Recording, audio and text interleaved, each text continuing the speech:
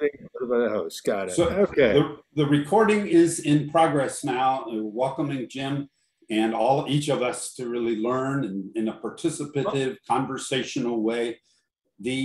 Our purpose really is to help, I think, is to create breakthroughs to help us make America a truly just society for everybody. I think I took this quote from your book, Jim, to Yeah, make glad you get to America speak. a truly just society for everybody. So let's dive in and begin. Let me ask quick. Jim, I will ask the Go first ahead. question. Yes, First off, go ahead. how many people have had a chance to look at the book? And a couple. Oh, yeah. I Okay. read Look at it, yes. I have not read it though. Okay. Just checking. I looked at your website. You guys, Bold New Democracy is an impressive group, and I looked at several of your videos, and a lot of them are about policies and candidates and issues, and the next election, how to win it. I'm here to talk about something quite different. I'm here to talk about values. I'm here to talk about the mess we're in and how we fix it. And we are in a mess. And it isn't just about November. We're in a big mess. The country's in a mess. Our party's in a mess. The Republicans are basically, by definition, the minority party. Yet they hold 50 seats in the Senate. And we're terrified that they may take the Senate in November. Our people, our volunteers, all the vote, these people are tired. I talk to a lot of county level people in different states, and they all say the same thing. They're having a little trouble motivating. People are tired. They feel a sense of being slightly adrift, of not totally knowing what's going on. And if we want to fix this, and we can, and we have to step back and look at what's really going on here. This country is in the middle of a slow motion social revolution. It's been going on for a couple of decades, and it's going to go on for a couple of more decades. And most of us on this screen are old enough to remember beforehand some of the stuff that's going on. I mean, cell phones, this little baby here has only been around for 15 years when you think about it. And it's changed, this revolution has changed the way we work, the way we deal with people, the way our kids get their information, what we consider facts. All of this stuff has changed.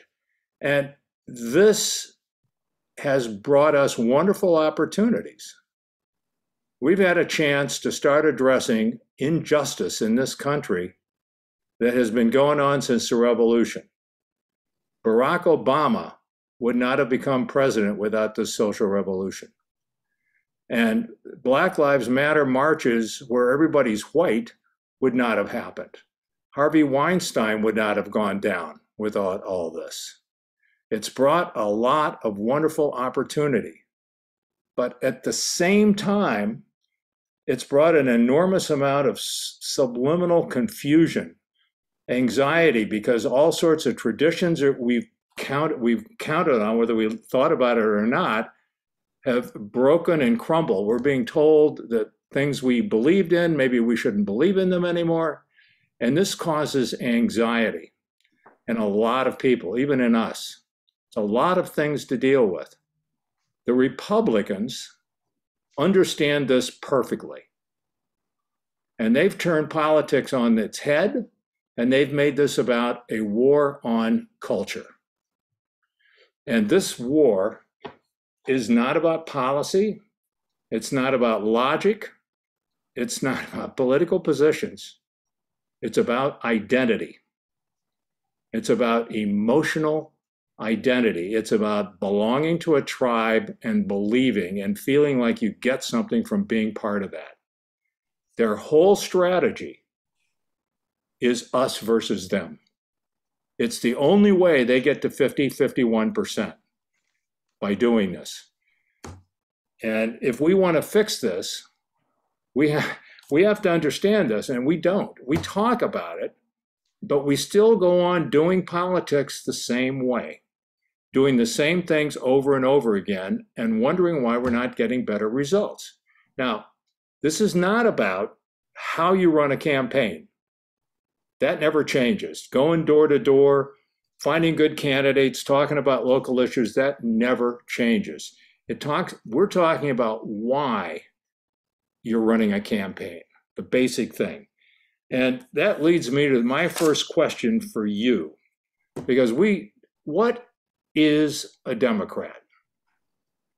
Now, I don't mean just the people that are on this screen, but my neighbors here in Brooklyn, the ranchers out in Montana, Hispanic workers in a farm field in California, and suburban housewives in Tulsa. What do we all have in common?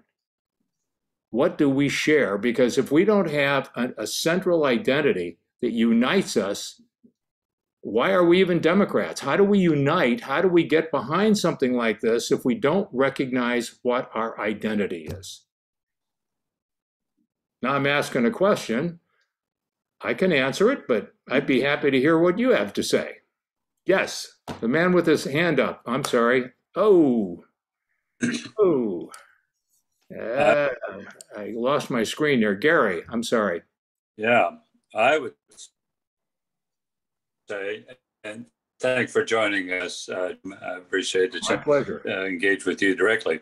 After more reflection on this, I say we care, and we care about one another is the distinctive characteristic there. I would hope so. I would agree with you. Anybody else want to jump in? Or are you waiting for me? Well, that government is a force for good, and that that it's useful. That it's. I would agree with that.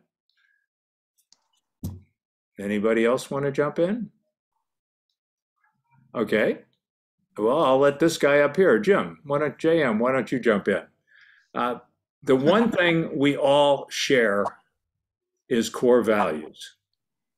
And two of these core values have basically been spoken by these two people.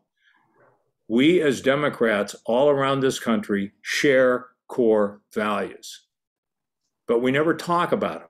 Mm-hmm. We never state this is who we are. And we do is we let the Republicans label us, and they've been labeling us for 20, 30 years. And it doesn't matter that it's a lie. They've been saying the same thing over and over and over again. And what happens? The mass of Americans who are not activists, they keep hearing it, and they keep thinking, well, maybe there's some truth to it. They start subconsciously accepting that there's some truth to this. And in the process, we've lost our identity. Now, those of you who've read the book know that the heart of that book is, I keep forgetting I'm on the screen here, sorry about that, the creed, which is at the back of this book, and you can't really see it on this. But this isn't about me, and it isn't really about the book. It's about the idea that we have core beliefs, and those beliefs are who we are, and we need to start proclaiming them. Okay? And the good thing about these values is the ones that you just spoke, Gary, you and Steve. Steve? Sorry, Bobby. It says Steve on the label. Sorry about that. Yeah. But Gary and Bobby are talking about values. These values aren't really democratic values. They're American values. Mm-hmm. They're human values. Well, actually, that's the thing. We need to take this back. We need to change this conversation. They are American values. And the fact that the Republicans turn their back on this stuff, we have to reclaim it. We have to not be defending. We have to be saying, this is us, and we're American, and these are our values. And I can tell you that the good thing about these values is the majority of Americans believe them. They really do. Now, if you go to policy, if you go to labels, things get a little different. But if you start talking about, we believe the government should help people, how can you argue with that? How can you argue with every American deserves a right to vote? If we start talking about these things, it's impossible to spin it. It's impossible to do an ad to attack it. And I'll tell you a story. I was up in Lorraine giving a speech a couple of weeks ago, and we were in a restaurant, and it was a lot of committee chairs and all that, and it got kind of boisterous and all that. And when we were done, as I left the restaurant, I passed this table of 4 women sitting there having dinner. And I stopped and I said, gee, I'm really sorry. I hope we didn't disturb you with all our noise. And this one woman, was an older woman, she looked up at me and made it clear that she was a Democrat. And she made it clear that her friend, who was sitting across the table with a stern look in her eye, was a Republican. And that they never talked politics because they were very good friends. So I was kind of backing away, but the Democratic woman said, so what was that all about? And I very cautiously, I said, well, it was a book about the Democratic Party. And then I said, but it's really a book about values. And the Republican woman kind of eyed me and she said, I read your values. I was like, you did? And she said, yeah, I Googled them on your website, apparently while they were eating dinner. And she looked at me again and she said, I agree with those values, but those are American values. Oh, wow. That's and right there, I said, that is it. That is how you start conversations. That's how you convince people. Because the other thing about, the Republicans are about gaining power, right? And everything they're doing, and because they're a minority party, what they're trying to do is get 50% so they can stop any change from happening, so they can protect the wealthy interests. So all they have to do is get to 50%. We keep talking, everybody says, well, Trump won the election, but we got 51% of the popular vote. 51% is not victory for us. 51% is we didn't lose. We want to change this country. Everybody agree? We want to bring a more just society to this country with all sorts of programs and changes and opportunity, et cetera. And the only way we're ever going to do that is with a supermajority. The problem we have is not Joe Manchin. It's having 50 seats in the Senate. There's always going to be an outlier like Manchin or Sinema, however you pronounce her name. If we had 60 seats, it wouldn't matter. So we need, our goal needs to be to get to a supermajority so we can change things. So we have a mandate that cannot be ignored. And the only way we get there is to convince the 15, 18% of this country that is not a hardcore MAGA person, to bring them over to our way of thinking, to convince them. And it's not going to happen in November, but you have to keep peeling them off more and more. And that brings us to the second question, and that is vision. We need a vision that is not about winning the next election. We need a vision that says, well, I can actually use my wonderful tech skills here to do this. That to me is a vision. A just society as long as it takes. And can you read that? Yeah. A just society as long as it takes.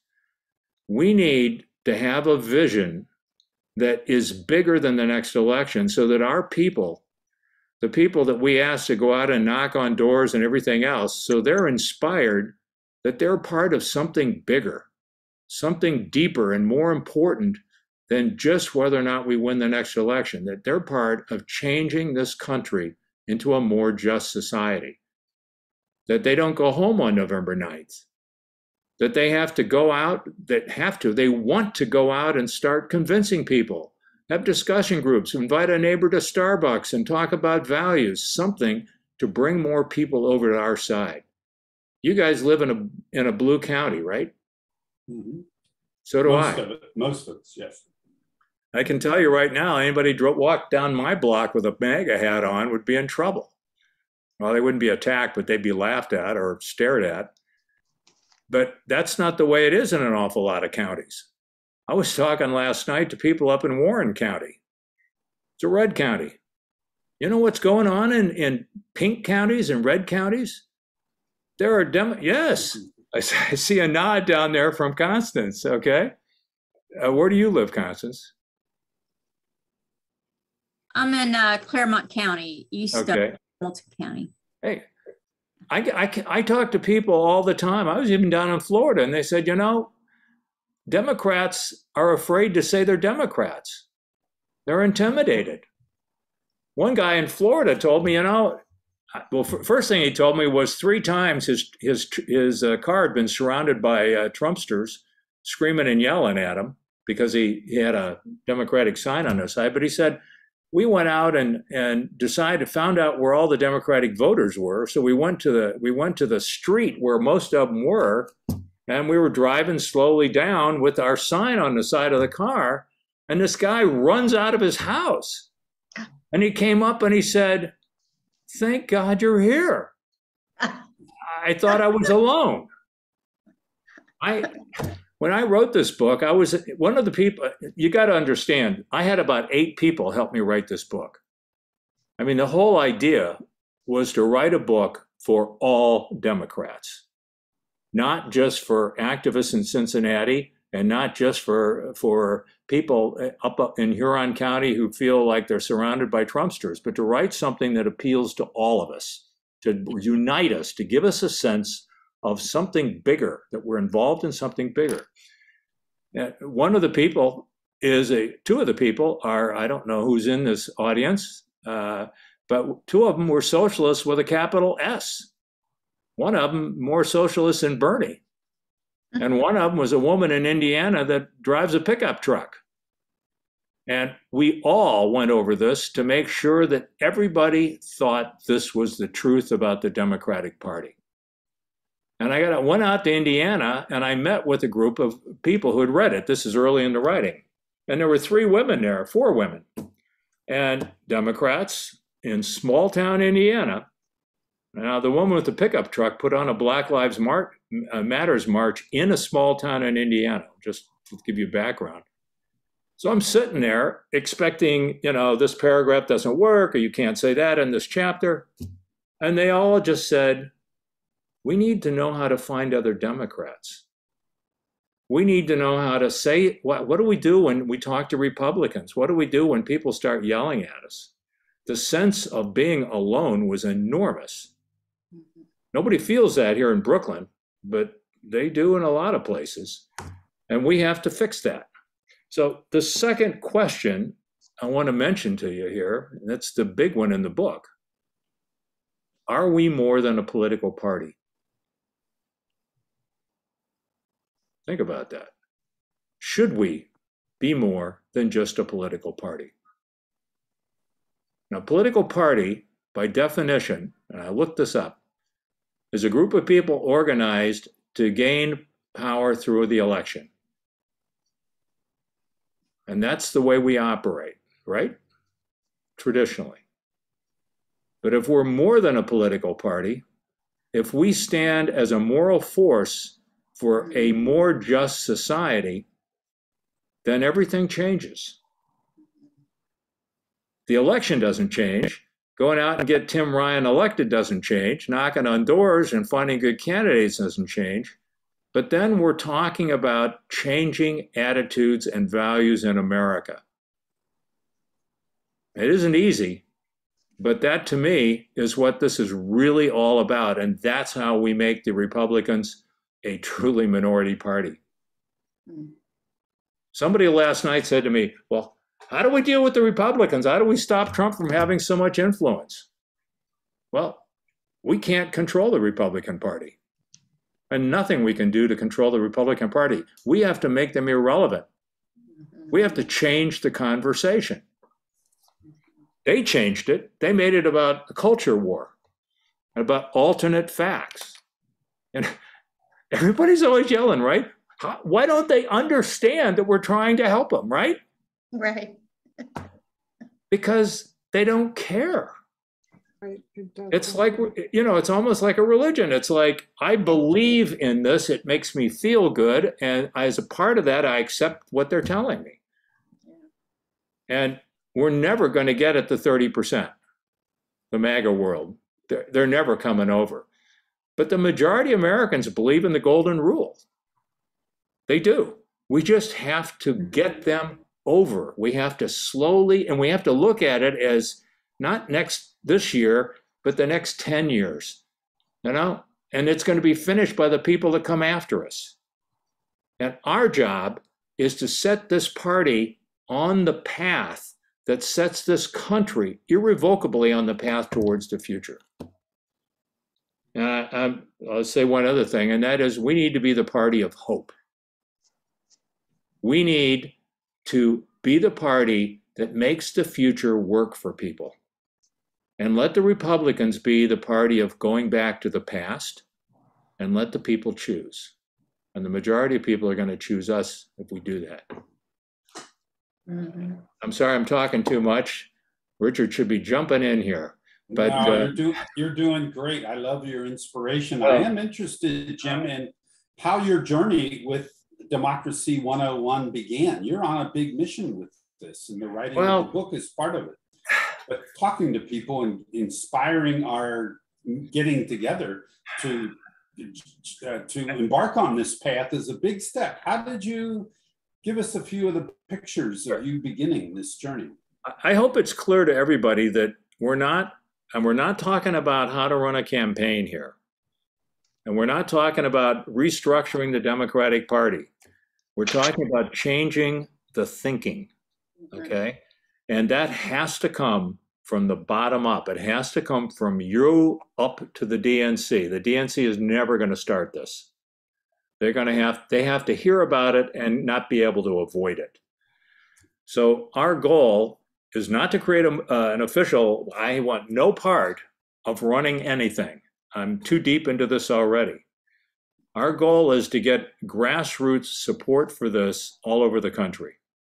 To get people to read the book. The book's a vehicle. In 2 years, nobody's going to remember the book. Hopefully, they're going to have a creed, and that's what people remember.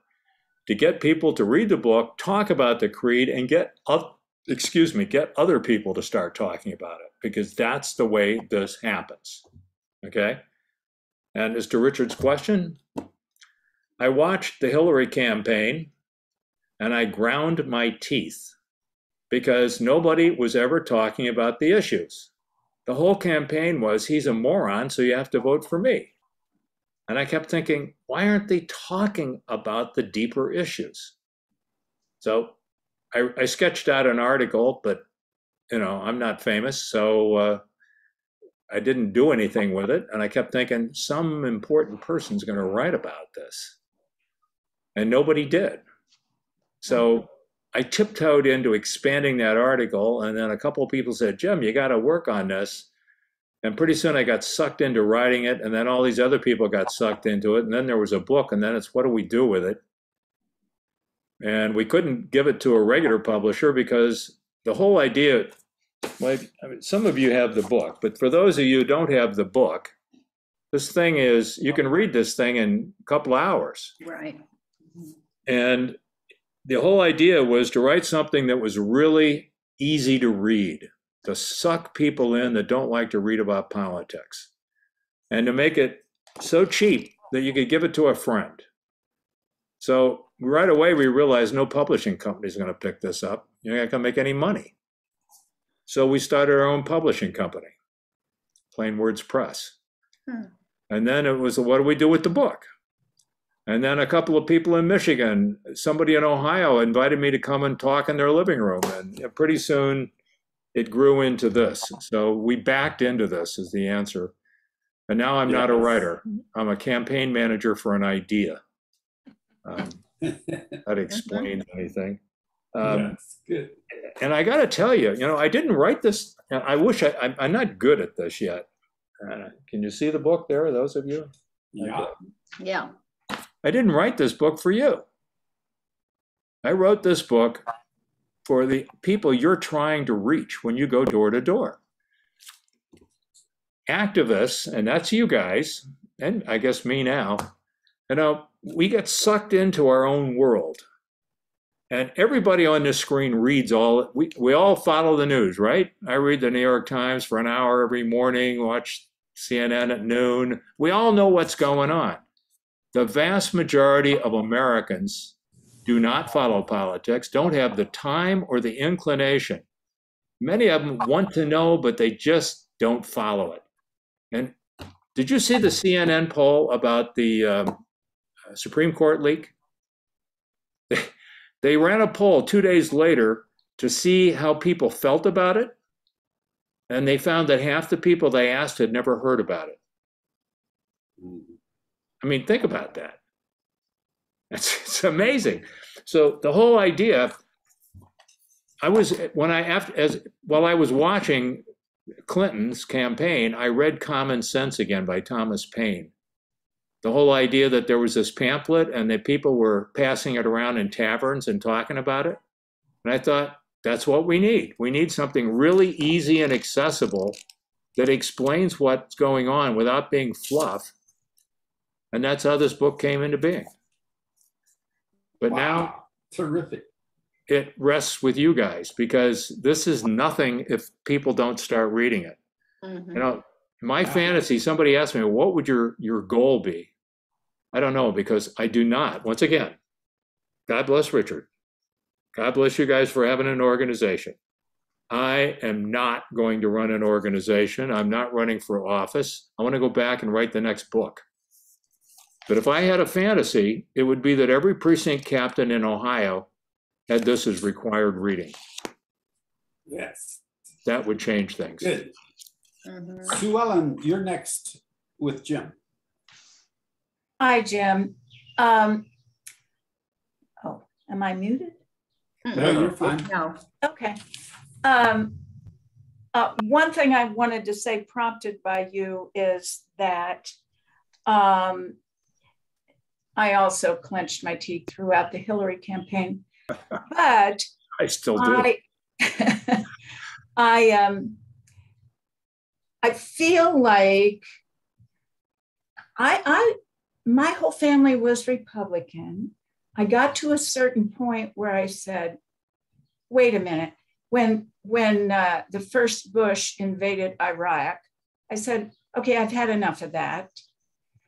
So sort of I became a Democrat, but I've been waiting for the Democrats to be more than a political party, because I was motivated by moral considerations to vote for different people.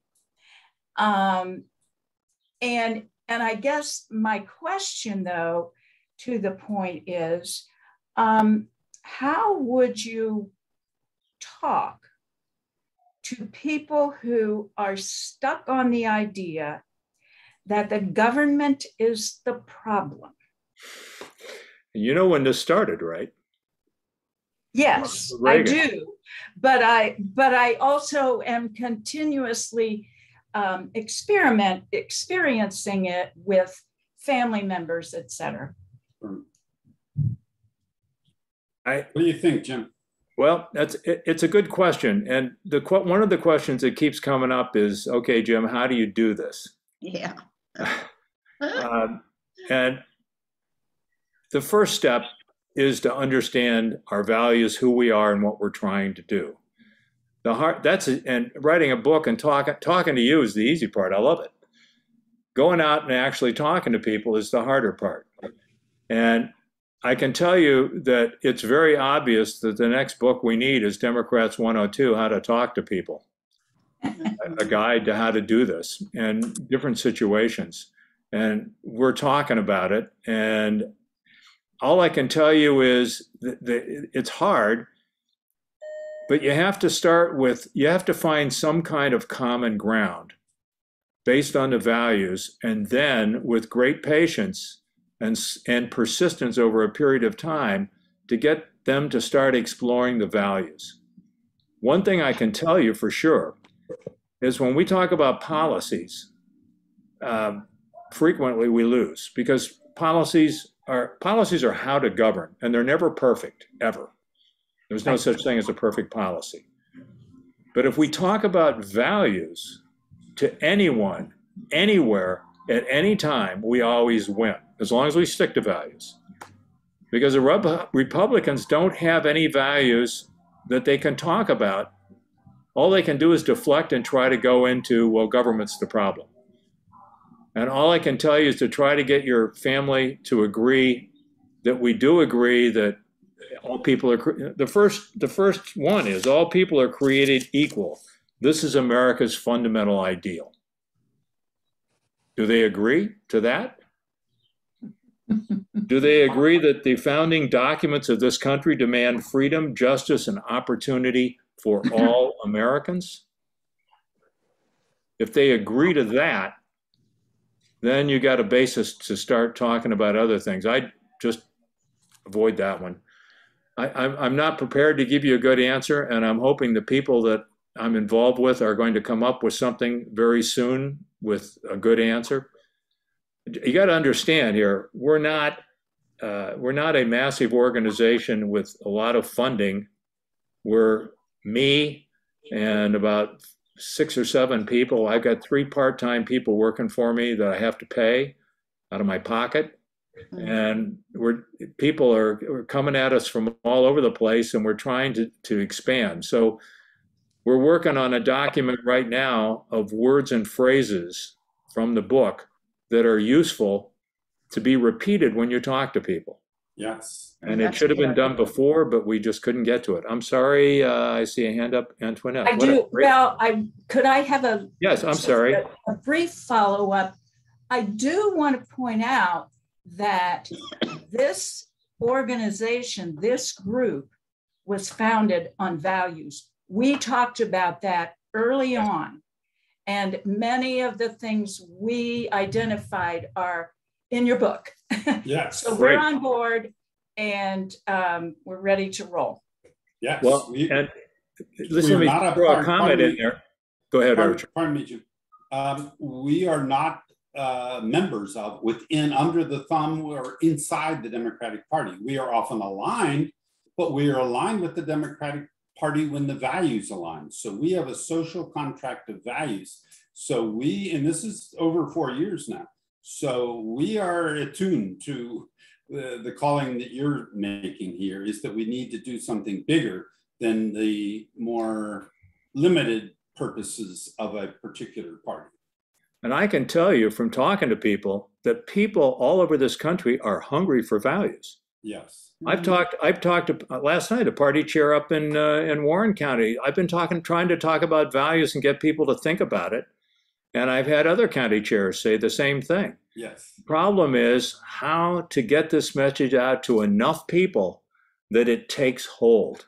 Yes. The point of this book is to take what you're talking about, I'm so sorry, Sue Ellen, to take what you're talking about and give it a focal point that people say, yes, these are our values. Yes. And I talk to people that are fed up with the Democratic Party. The problem is there's nobody else. Yeah. The Republican, this should be, if this was a great democracy at this point and we all believed in this, the Republicans and the Democrats would be arguing over how to get to a just society. Yes. But that's not the case. Yeah. It's the Democratic Party. If we're not the standard bearers, there aren't any. Yes. And this isn't, we have to change the thinking, and that's the tough part. That is. Antoinette is next. I'm sorry, Antoinette, I forgot there. No, that's okay. Actually, Lynn Hamamoto had her hand up before me, so I prefer that she go next. Okay, Lynn? A couple of things. When you say values, and this is my second meeting with this group, so I don't know what they decided on values were. I think more in terms, I sound really like Republican evangelical, thinking about morals and a moral compass. That's what I think about more. It's not about oh, it's wrong to do this, it's wrong, same-sex marriage is wrong, wrong, wrong. But the values part of it, it kind of makes me queasy because inevitably, our leaders, Biden's done it, Cory Booker, corporate Democrats will all of a sudden, and Republicans, corporate Republicans will jump from values to American values versus Chinese values. And I heard somebody say, values are human values. We all share human values, but that gets quieted.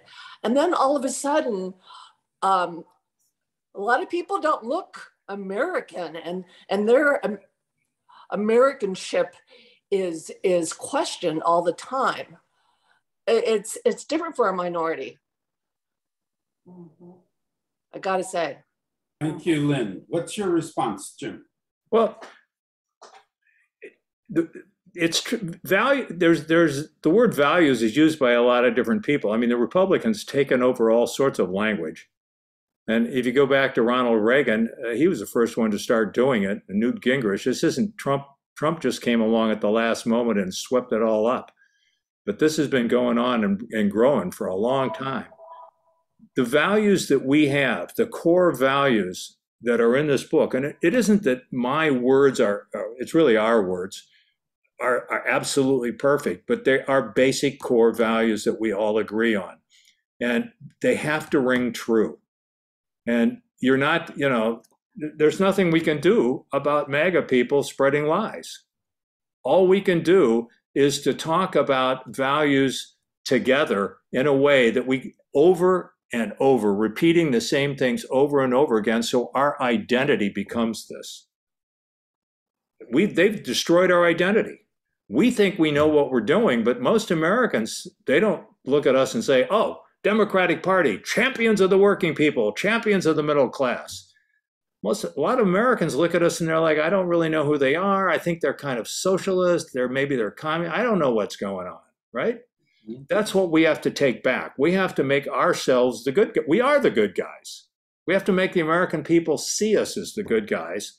And then by definition, the Republicans become the bad guys. Yeah. Which is where they belong. Antoinette, you're next, and then Gary after you. Yes. My question really dovetails with Lynn Hamamoto's, because I have difficulty with I'm half Italian, and my Italian cousins are all Trump supporters. And if I were to have a conversation with them and ask them if they agree that all people are created equal. Now, I'm imagining this because I have not actually done it, but based on things I see them post on Facebook, etc., I'm guessing that they would say, no, not all people are not created equal. And even though they know that our grandparents that we hold in common were terribly discriminated against when they first came to this country and through their lives, were called names, denigrating names, Dumdago, WAP, things like that, were paid the least in our city and in our country and for very hard work. And other ethnic groups have experienced the same thing. And so how do you talk to somebody who doesn't believe something as basic as all people are created equal? We all are. Well, anybody that's willing to basically say that all people are not created equal, I mean, they're a lost cause. But I firmly believe that the majority of Americans believe in that principle, even though they end up doing things that don't agree with that principle. If you say to them, are all people created equal? I mean, if your family or friends are willing to say that, ask them to look at the Declaration of Independence. Mm-hmm. It's the foundation of this country. It says all people, well, it says all men, but it's all people are created equal. And, we have to get the majority, we have to separate these people that are willing to say that, or really believe it in their hearts, from everybody else. And we have to get everybody else to say, we're over here, and those people are over there. If those people are 30%, and it's clear they're 30%, you know what Trump changed? He made things legitimate. Yes. There's always been white supremacists. Mhm. There's always been racists. There's less racists now than there used to be, but now they feel empowered and they know each other on the internet and they know how to put a march together. Hey, 1% of 360 million people is 3.6 million people. It's a lot of pickup trucks. Mhm. Yes. And Yes, thank you. Gary, you're next. Thank you. I've got a comment and then a question for you, Jim. sure. So hearing you talk about connecting with people, in my political work, going out knocking on doors, in the last 20 years, didn't start that until September. You know, why? Because we were out trying to get votes, getting people to get out and vote, and maybe get registered ahead of time. Mhm. Given that we're starting back here in March and April, I'm seeing things differently. It's now engaging voters and connecting with voters, and it starts to feel at times that the long game is to build a community of Dems that are friends, that connect with one another, that relate to one another, that identify with one another, that associate with one another. We don't have a mechanism for that because the only way we associate with one another is when I knock on your door and say, have you voted? So I'm not sure if that's going to play out. It's a big task, but when you start talking about the long game, it seems to make sense. If you wanted to comment on that, then I got a question for you. Okay, I absolutely.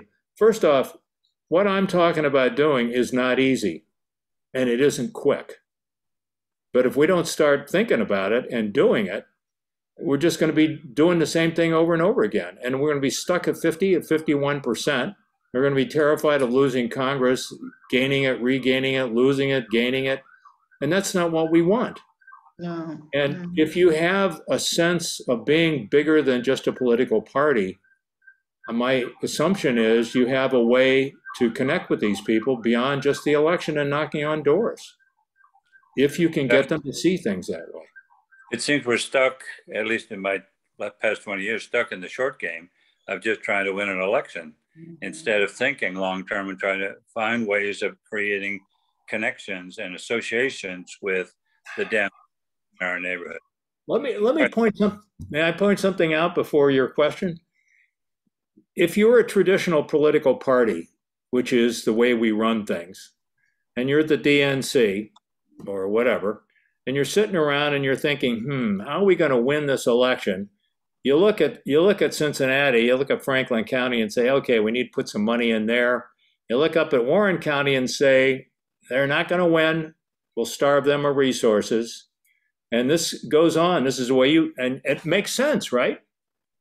But if you're looking at this from the long run, and you want to make this you're thinking in 10 years we want a supermajority, then everybody counts.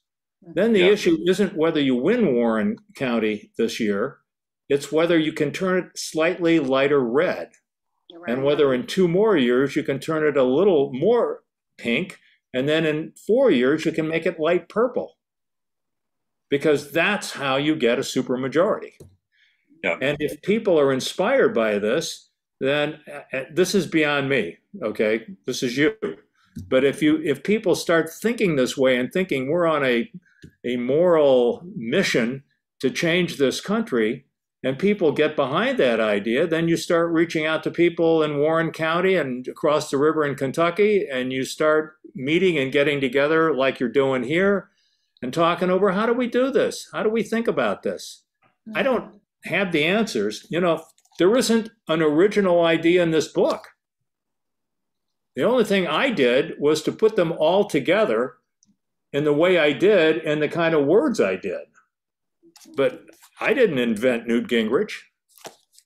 Newt Gingrich is the biggest villain in the book, except maybe Nixon. The most dangerous one was Ronald Reagan. Yeah. And I'll give you a quote from Ronald Reagan. if you're explaining, you're losing. And it's so hard not to defend, right? They say, you know, blah, blah, blah, and it's a lie. And it's like, no, it's not true. But then you're explaining and you're defending, and they are taking the advantage. We have to change the conversation. Okay, a lot of people in Ohio have read this book, Michigan too, and in Texas, but Ohio's leading the pack. We got a lot of supporters in Ohio. Tim Ryan has this book. Yes. Good. And Tim Ryan is, I'm told, I don't know him, but that he's used some of the ideas in his campaign. But, you know, the issue is to make this conversation happen across the state and in a way that continues after the election. All these people that come and talk to you, they want you to go out and support them in the election, right?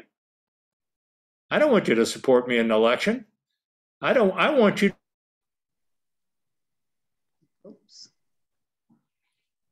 Wave of we want values. We want a mission that is bigger than just politics. That's what I want. Yes. And I love your point. I remember that this was a key point in the book for me, Jim, was to minimize or eliminate in conversations with Republicans or in issues that we write in the letters to the editor, et cetera, is to minimize the defend and explain and attack response. You know, you've mentioned that before.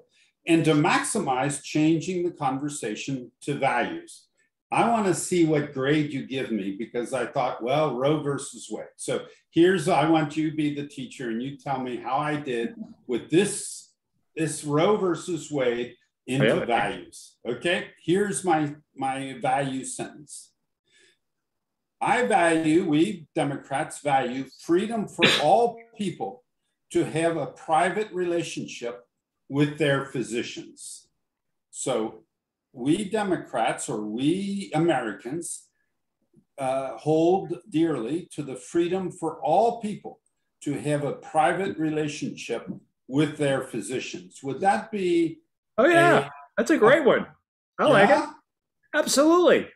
I mean, there's different ways you can go about this, but the thing is, you don't respond to their attack. You say, hey, I'll tell you what I believe. This is about a woman's right to own her body. Yeah. Who owns a woman's body? Right.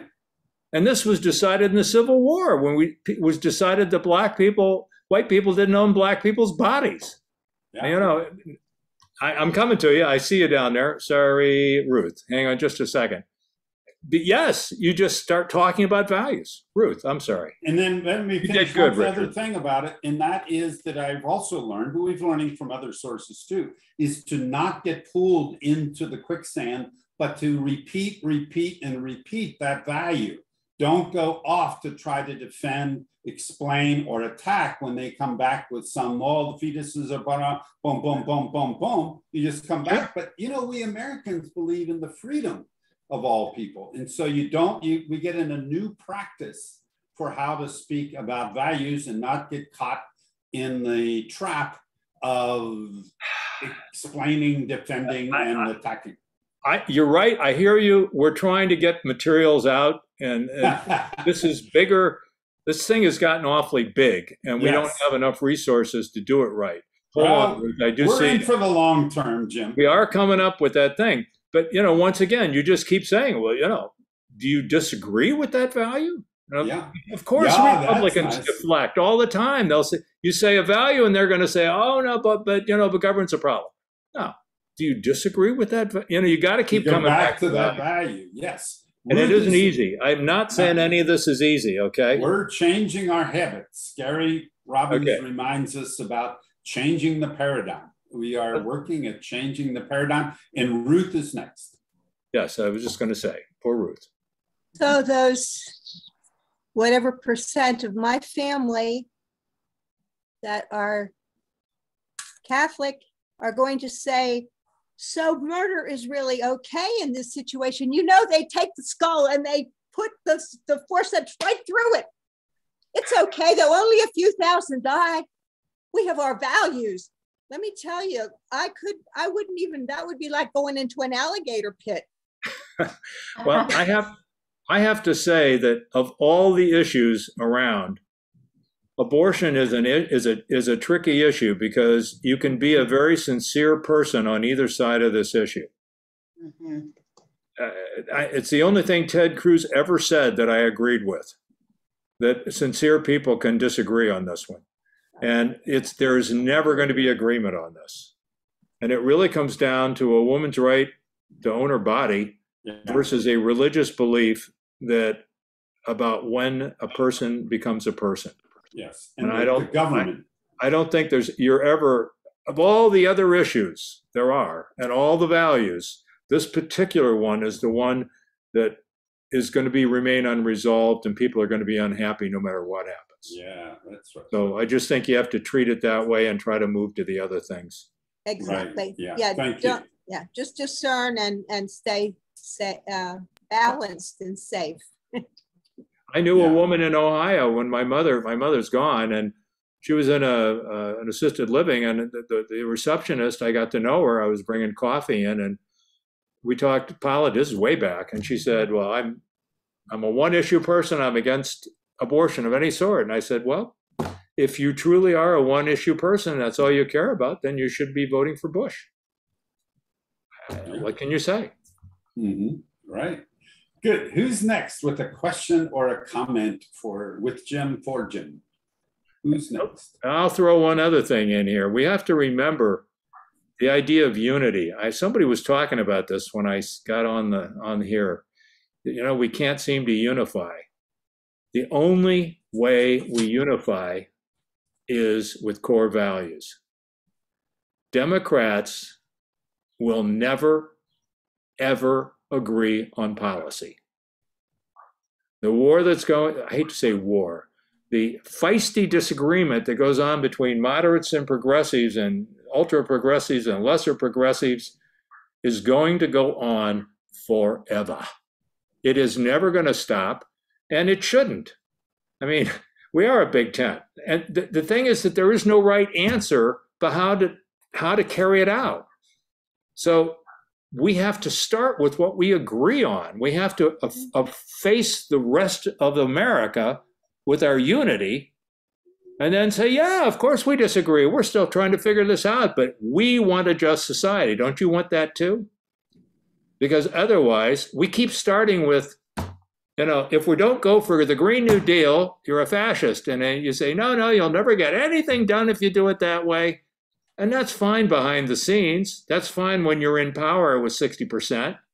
But can't be our identity as a party. We have to create a unified moral identity as a party. Yes. Sorry.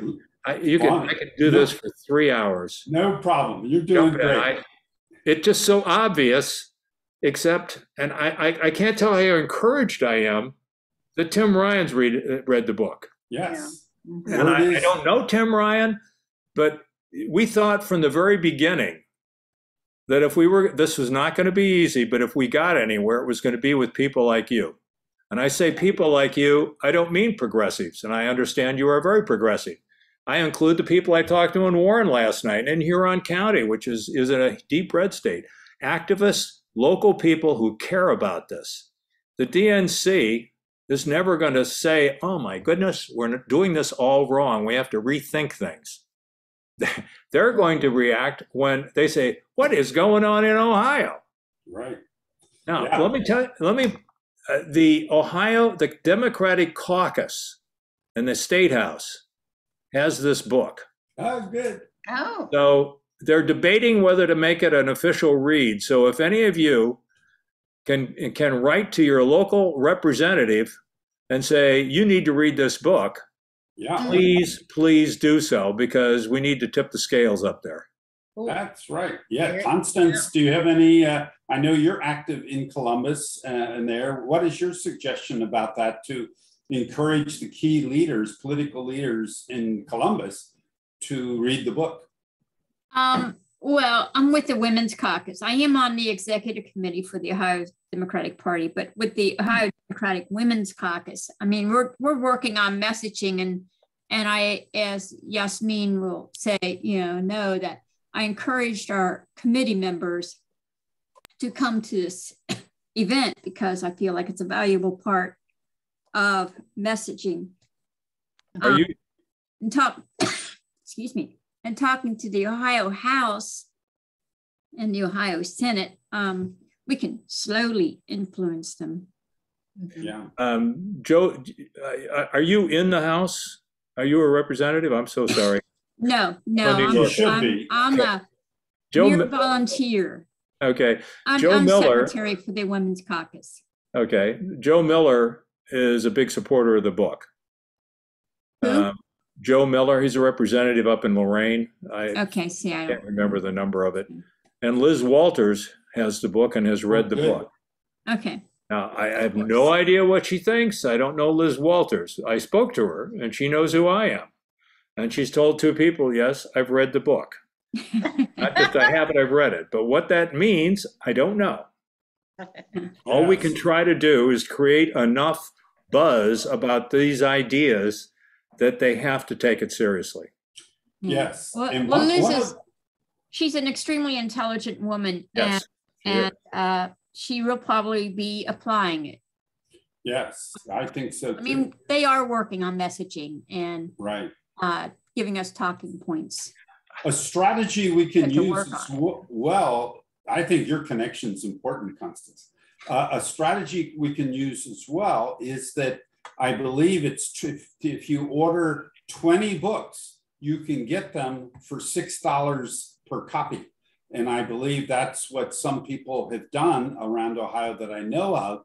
Quite a few. And that way you can then give them or sell them for $6. But that gets the cost because Jim and his publishing house have want to make it really easy for us to plant the seeds. And it made a difference. Beth Goldenfield sent the copy to me. I probably would have She sent it to me too.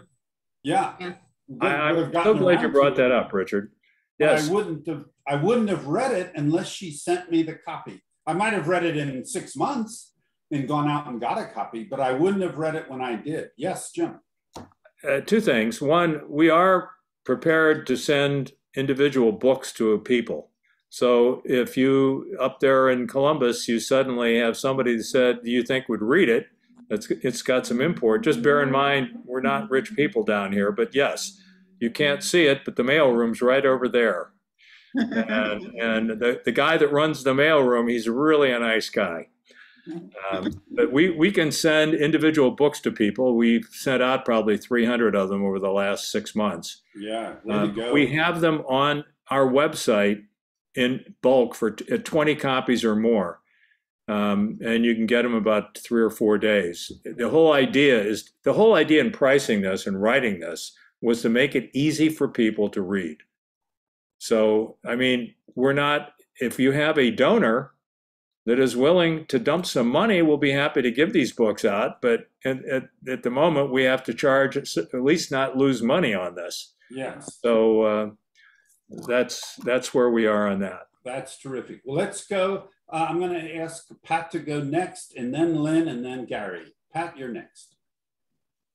Hi, guys. Hey, I'm thinking in terms of, the coordinated campaign we've seen through the judicial candidates over the last few years. They, when you're on the campaign trail with them, they have, no matter who's speaking at what events, and they're not all together all the time, they really do have a unified messaging about what their core goals are, I'll call it that, but it really is embedded in social, creating more social justice, transparency. These are, the bigger values kind of what you're talking about. And so I disagree a little bit about just this being grassroots. I think there needs to be, at some point, some commitment on the part of the Democratic Party that we, maybe for lack of a better word, we do a book club, Gary, with the ward chairs. We all read it, because then we can help our PEs in our neighborhoods have a conversation with them, because you really need to gain ownership of the ideas. Just to give you talking points is not really going to help expand and embed this paradigm change that you're talking about, which I absolutely agree with, because if we can elevate the conversation to these bigger values, then all of the candidates, they're easy to go out and talk about. Yeah. Because, if somebody has a question, we have a lot of leaders. Gary, you get questions all the time, I'm sure. And, all of you here are leaders in the party, and in the causes. People will ask you questions. Who should I vote for? Why would, because they value, you as a thoughtful person. And if we can expand the understanding of thinking in these terms, that I believe can spread the word out and the conversation, a deeper conversation. But I really think a paradigm change is not going to go by itself, and you have to have leadership involved. Yeah. And so, we have training coming up, for new PEs, et cetera. I mean, I'm thinking, really, we need to all be familiar with these ideas as concepts, and there's some other stuff out there for, messaging that they're working on. But like even at ODP, so they're working on messaging. Yes. Well, when are they going to bring some of the local leaders all around the state to the table, or go out on a road trip and have some circles out in the, in the neighborhoods, pick some key ones, and, and rural and, urban and whatever, all they know where to go, and spread the word. I mean, Great idea. Thank you. Thank you, Pat, very much. Jim, your response about Pat's idea, really, we can take the lead in organizing locally. First off, the idea of taking ownership is absolutely the truth.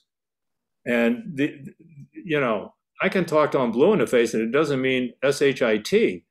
The issue is you guys taking ownership of these ideas and figuring out the ways to influence the party. Your comment about, I'm sorry, Pat, I'm sorry for names. I hear this up in other counties, especially smaller counties. They just come down and tell us what to say, and it doesn't make any sense. And yes, you have to make your influence felt. We're never going to get rid of the ODP. We're never going to get rid of the DNC. There's always going to be a top-down centralized party. You guys have to make your influence felt, and in wanting the values and everything else, because eventually they have to listen. And in Ohio, you have what seems to be, I don't know Liz Walters. I do know she's smart and she's new. I don't personally know Sherrod Brown, but I do know that if you ask, somebody did, an insider, I had a conversation with, and he said, well, what politicians, I said, I don't want a politician waving this book out. This was a couple of months ago. And somebody said, geez, wouldn't it be great if Bernie Sanders went on CNN and waved your book around? I said, no, it'd be the kiss of death. This has to be inside the party, a nonpartisan idea that is for everybody. Yeah. And he said, well, who would you trust? And I said, well, I don't know politicians very well, and I don't trust, I don't know whether Amy Klobuchar is for real or just an ambitious politician. I have no idea. I said the two people that I've listened to a lot that I would trust would be Sherrod Brown and Pete Buttigieg. I'm sure there are others. I think I might include Cory Booker. I don't really know. But, there aren't a lot, but it doesn't matter. We need to make all of them say, hey, everybody's talking about these ideas. Maybe I ought to talk about them. But that brings up another thing. Let me just mention something. We have just formed a nonprofit organization. Plain Words Press is a publisher, and it sells books. Not as many as we want, but nevertheless. But we formed Democrats 101, dems101.org, which isn't official probably till next week, but it's a 501c4, and it's connected to Act Blue, and it's going to have a place to pledge support for the creed. Good. For organizations we already have several that are, Huron County has officially adopted the creed.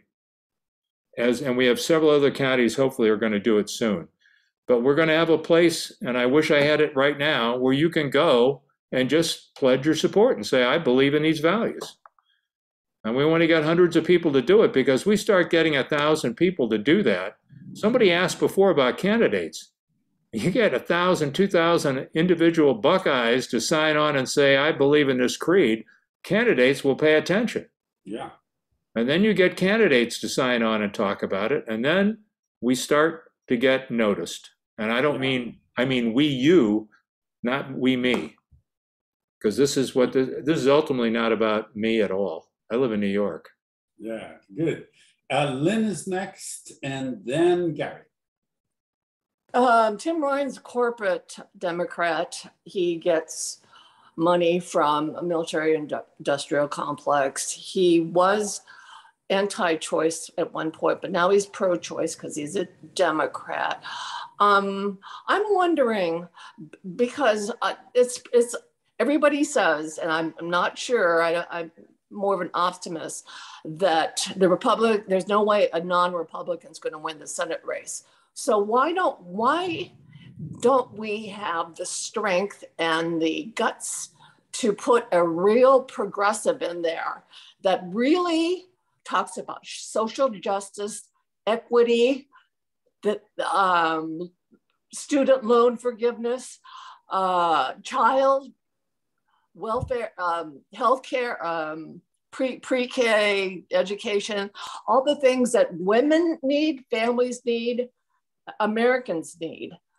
But the corporate Democrats, they're pulled by money and there's the special interest. Otherwise, we would have the things that we want so bad. We have the majority. So why is it not happening?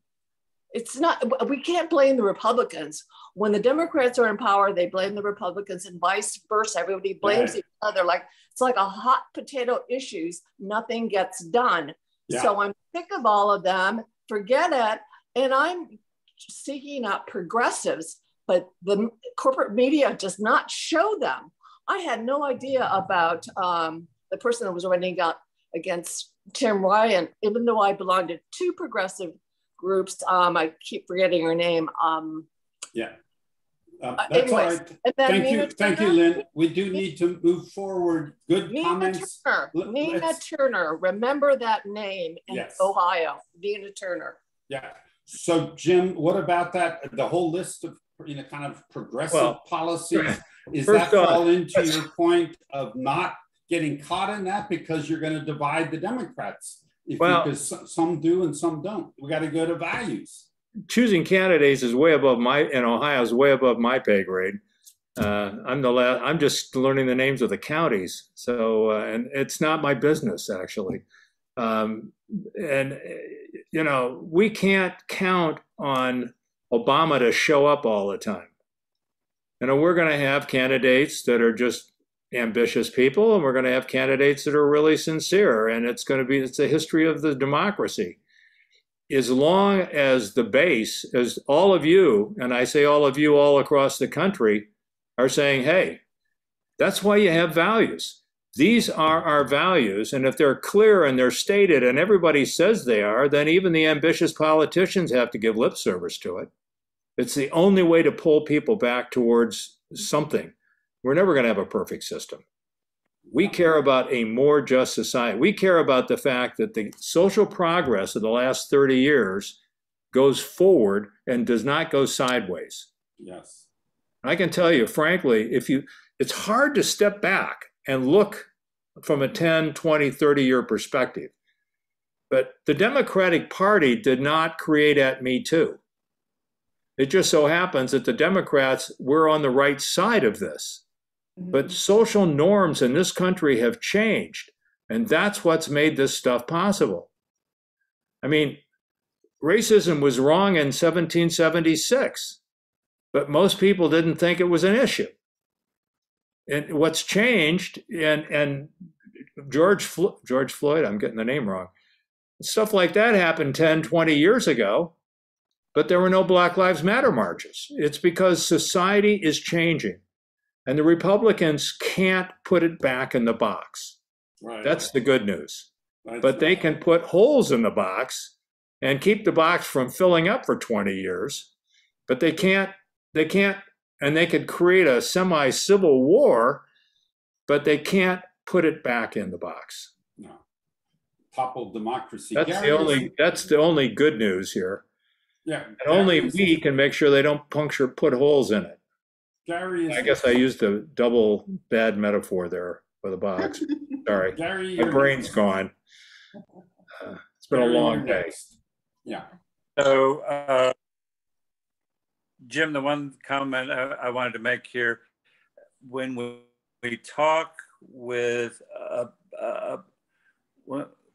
when we discuss this topic of how do we talk with us, you're freezing, in the context of values and in the context of your book, I find myself not wanting to go down that track, because our work is to move on and talk with people at their doorstep who aren't disagreeing with our values, because there's so many more people out there to talk with and make friends with and engage with, to develop camaraderie around those values.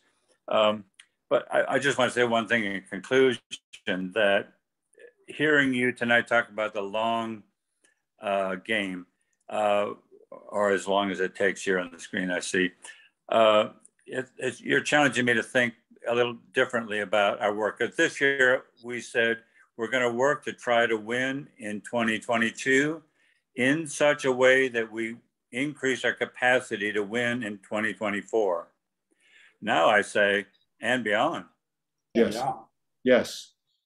And it just, listening to me and talking about this doesn't mean anything. What counts is whether you do something. If you go out and do something with these ideas, not me, not my thing, but to go out and get people engaged in thinking about this.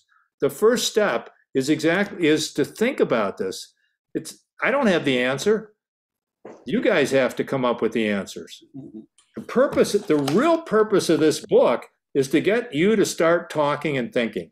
Yes, that really is the ultimate purpose. It's doing its job. Now, what are the advantages of the word, the very word, creed, and what are the disadvantages of that word? I've run into that before. There is nothing in this book. There is no paragraph in this book that hasn't been gone over at least 5 to 10 times and argued over with a bunch of people, okay? The word creed was proposed by one of the readers, an editor, and with very strong feelings. And somebody else said, well, it's going to have a religious connotation. And we went back and forth on this. And the creed has a powerful emotion. It does have a non-religious meaning, and it has an emotional power to it. And we could not find another word that we thought fit and gave that sense of emotional power to it. To make people, it's not a manifesto that has Karl Marxian feelings to it. And it isn't a treatise, and it isn't a list. And you need a word. This is about emotions. It's about attaching emotions to ideas. Now, the Republicans attach fear to things, but we want people to say, I want to read this. I'm intrigued. The whole point of the first couple of pages, you know how much time we spent on the first chapter? Because you have to read those first 2 pages and want to keep reading. Otherwise, you put the book down. In fact, I don't even think it should be called book, because you say book, political book, right? And what do you immediately think about? 200, 300 pages, you're going to buy it, but you're never going to read it. And somebody will stand on CNN and say, oh, you read a great book, you must read this. We need people to think, this is a handbook, this is a guide. Oh, thank you. One more thing, I forgot the third element. A guy in Texas who's very high on the political party down there, he said to me, Jim, he read the book and he was very taken with it. And he said, the big problem we have as Democrats, we no longer have common acceptance of a story of who we are, of how we became who we are. And he said, without that, we're in deep, deep trouble. And he said, this book is our origin story. Yeah. I never thought of that. Mhm. But I've come to see that he's right. Right. And he's the guy that said to me, my goal is to become, he's running for chair of the Democratic Party down there. He said, my goal is to make this required reading for every precinct captain in Texas. Right. And I thought, if you want to change things in a hurry, I don't know how you do it, but you'd have to have a donor willing to pay for the books. And you'd have to have a party that said, do it. But that would change things. If we get 100,000 Democrats in Ohio to read this book, I guarantee you there's going to be some changes. Yeah. But how you get there is another question. The word creed does not work for me very well. And I would prefer something like American values or something like that. That's more direct. Creed is a word that doesn't say much, where if you say American values, but I don't want to get into the tug of war about it. You know, we also argued at length about whether to call it the Democratic Creed or the American Creed. Right. Because they're American values, right? Yeah. But how could the title of the book is Democrats, so didn't seem like there was any choice but to call it. But the whole point is it is an American creed. Yes. And that's the selling point. Okay. These values are powerful. People read these. That woman in that Italian restaurant, I mean, she must have Googled while we were talking, and she said, yes. But I believe in these, but they're not your values, they're American values. Well, I got news for you, lady. We are American. Yes. And we are now the only real Americans because the Republican Party has disappeared off the edge of the earth. Right. Thank you. Let's see. Pat, is that your hand up from the previous time? Okay. Who is next with a question or comment with Jim? Maybe somebody that hasn't shared yet would be terrific. Something's popping for you in an excitement. It's been a long night. Or a hesitancy. Trust me, it's been a long day. Yes. Who's been willing? I see Steve. I keep wanting to call you Steve. Bobby, yeah. Bobby, well, I just want to say I totally love this book. And you know, the story of how, I mean, it's not stuff that you didn't know, but you put it together in this way that was, you know, just, it gave clarity and it was inspiring. And, you know, the story of how the Democrats, FDR and so forth, was great. And I did run out and get several books to send to my friends. Oh, good. Good. You know, let's go get these books. Yeah, right. I was originally a fiction writer, and my fantasy was, you know, I used to write about women in the military, which is where so much is going on that women in America don't understand, the pioneers out there. But nevertheless, you know, your fantasy is you go to bookstores and talk to readers, and they say you're wonderful. I never expected this thing to happen, where I don't count. And I've long since quit being the author. I'm now the guy trying to get people to spread this message. Mm-hmm. And yes, buy this. I hate to say buy this book, but yeah, get people to read this book. You can go in, and I don't want to tell you to go steal a pile of books out of Barnes and Noble, but it isn't about it. It's getting a lot of people to read this book and talk about it. Yeah. And Connie, you're in Columbus. Oh, sneak in and stick this on people's desks. Yeah, well, Constance works in. I'm teasing, but works in Columbus. I thought it was written in a way that was the way we should be talking to people. I mean, it was almost like a model because it's written very simply. I'm from Ohio. Yeah. Oh, so am I. Where are you from? I was born and raised in Cleveland, Ohio. Okay. I don't know if there's any football fans out there, but I always sneered at the Bengals. Yeah. No, I grew up in Ohio. My family's from small town Indiana, and I'm a New Yorker. I've been here for a long time. So I got one foot in just about every cultural county you got going here. Right. What support or connection are you receiving, Jim, or initiating with other thinkers and writers around the country? I'd be interested how you're doing with kind of partnering or collaborating or being in touch with other writers and thinkers about values. I would say zero. Wow. The entire, because this isn't about writers. This is about you guys. This is about changing grassroots attitudes about values and I love I'm sorry, Gary, what you had to say, the long game. This is about having a long game, a vision. But it's just that we have it. We have to make the American people see that we have it. Mm-hmm. It isn't about other writers. It's about you guys. It's about politics. I did not expect to be doing this. Right. I did not expect to be sitting here. I thought I'd be in a bookstore talking about my novel about women on board ships and not talking about this. But it seems like this is my life for the next 2 years. Right. The next book I want to write about is race. Yeah. Well, I had a wonderful surprise. I mean, I don't know if I should say this. I was worried. You have to talk about race because it is central to the Democratic Party. I mean, in both bad and good, and it's central to the U.S. as well. I mean, it's we all know what it is, but the book isn't about race, so you have to somehow deal with it, but not make it the thing the book's about.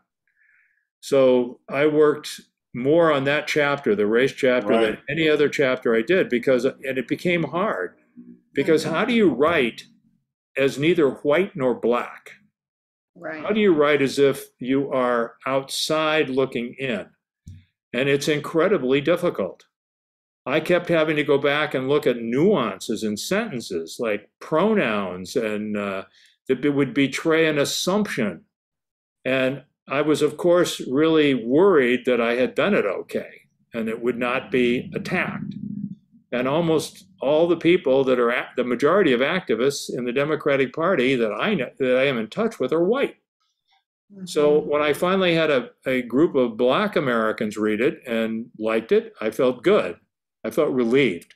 Good. What I was not prepared for was the idea that this book appeals to Black Americans more than white Americans. Wow. The thing I was up to in Lorraine on, where I spoke, was a convention of Federated Women, Democratic Women of Ohio. And it was a group, Lorraine actually put the damn thing on for the, but it also got national attention. Gail Buckner, who was the arm of the DNC that came. But the majority of the women, people at this thing were Black, and the organizer was Black, Inez James. And I got to know her. And she asked me, she had a radio show, and she asked me if I'd be on it, if I'd be interviewed on it. Well, it happened as I was getting off the plane, literally in the middle of the show. So I found a corner in the terminal out in Cleveland, and I was talking to him on the phone. And this woman came on, and she said, I don't want to insult you, but frankly, I couldn't believe a white man wrote this. I had to Google who you were. Wow. And I was like, I didn't know what to say. I felt really good, but I didn't know what to say. But I've since had that comment from other people. And it's unintentional that it's JM and not Jim. It's an accident, but it was a good accident because people pick the book up and they don't know who I am. And they shouldn't. Maybe I should have an image of a woman on this. I could disguise my voice or something. But we are at the. You need to spread this out to people. Yeah, we are at the end of our session. I'm sorry, Lynn, we didn't get back to you, but I know you had some good questions. I have a wife in the other room. Yeah, probably having a drink and saying, "Yeah, to hell with them." We have some ways that we can follow up. Please let me know if there are things in the chat. We'll follow up with that. We want to keep this moving and to get the book and the discussion, the book in the hands of people, and the discussion and the leaders and thinkers. We need to do that as well. Thank you, Jim. Before you say goodbye, let me just repeat 3 things. If you can let your reps in Columbus know about this book, that's a really good thing. Yeah. Our website, dems101.org, where you can go and support the creed, will be out, and I'll let you know about it. Okay. And this all depends on what you do tomorrow, not what I say here today. Yeah, good. Thank you. You did a great job. Thank you very much. I appreciate your patience. I'm glad to meet you all. I hope I get a chance to talk again. Yeah. Thank you. Thanks everyone for coming. Thank you. Bravo, bravo. Have a great night, and let's make it flow. There is a movement building. Good. Bye. Bye-bye. Thank you, Jim. Thank you, Jim. Thank you.